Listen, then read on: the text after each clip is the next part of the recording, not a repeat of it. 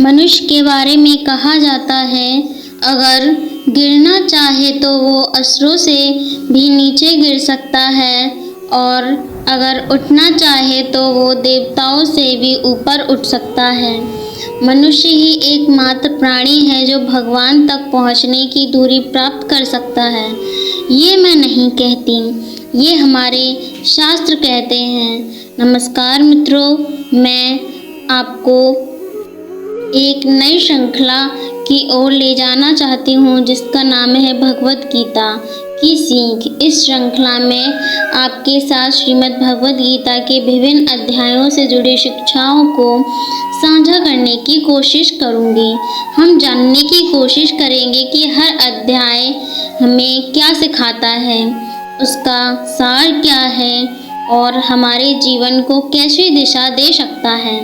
मेरा उद्देश्य यही रहेगा कि आपको भीतर शास्त्रों के पढ़ने और समझने की जिज्ञासा उत्पन्न हो।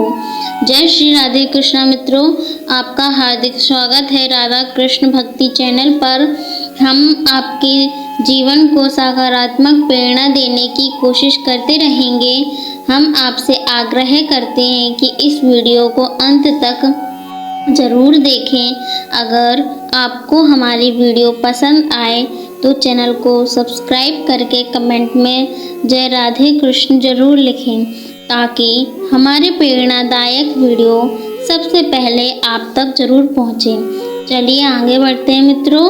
श्रीमद् भागवत गीता के बारे में कहा गया है, एकम शास्त्रम देवकी पुत्र गीतम, एको देवो देवकी पुत्र एव च मात्रोपि, एकम तस्य नामानि यानि कर्मापि एकम तस्य देवस्य सेवा। अर्थात मित्रों, एकमात्र शास्त्र जो भगवान की श्री मुख से प्रकट हुआ है वह है श्रीमद् भागवत गीता। जब महाभारत के संग्राम में अर्जुन शस्त्र से ग्रस्त होकर अपने कर्तव्य से विमुख होने लगे, तब भगवान श्री कृष्ण ने उसे जो दिव्य उपदेश दिया वही गीता का संपूर्ण मानवता का एक मार्गदर्शक है। वही गीता जो संपूर्ण मानव के लिए एक मार्गदर्शक बन गई, उसी को भगवत गीता कहते हैं मित्रों। इस सृष्टि में यदि एक पूजनीय देव है तो वे हैं भगवान श्री कृष्ण।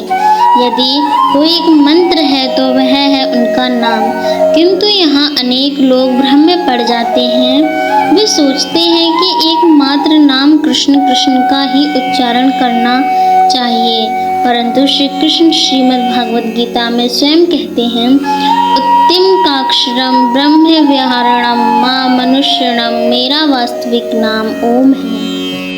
अक्षर ब्रह्म का प्रतीक है। यदि कोई सच्चे भाव से जप करना चाहे तो उसे ओम का स्मरण करना चाहिए। जब श्री कृष्ण अर्जुन को बताते हैं कि सेवा ही एकमात्र सच्चा कर्म है, जब वे उसे कर्म गूढ़ रहस्य भी समझाते हैं।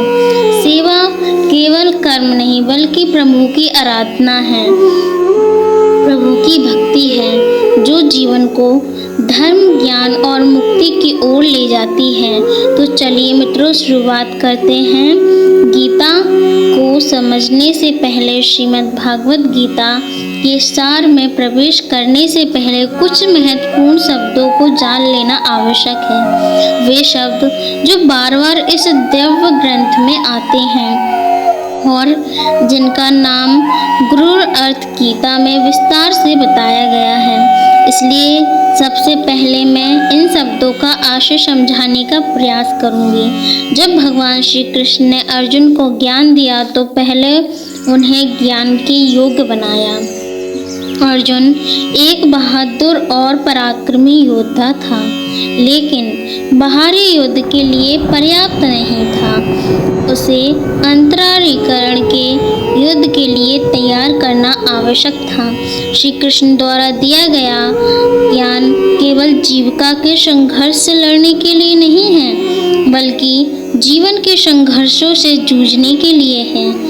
ये एक साधारण उपदेश नहीं है, बल्कि एक गहरा परीक्षण है, एक आध्यात्मिक कोर्स है, आपको जागृत करने के लिए रचा गया है।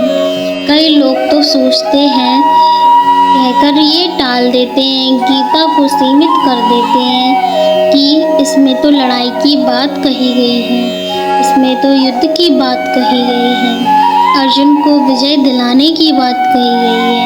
परंतु सच्चाई ये नहीं है। सच्चाई ये है कि जो युद्ध गीता में वर्णित है वह केवल कुरुक्षेत्र का नहीं बल्कि मनुष्य के भीतर चलने वाले संघर्ष का प्रतीक है। बाहरी संसार में तो युद्ध प्रतिदिन बदलते हैं, आज कोई विजय होता है, कल कोई और, परंतु युद्ध के अंत में ना तो शांति मिलती है और ना ही समाधान। गीता के पात्र प्रतीकात्मक हैं, वे हमारे भीतर स्थित के गुणों को और दुर्गुणों का प्रतिनिधि हैं। इन प्रतीकों को समझना ही समझने की दिशा में पहला कदम है।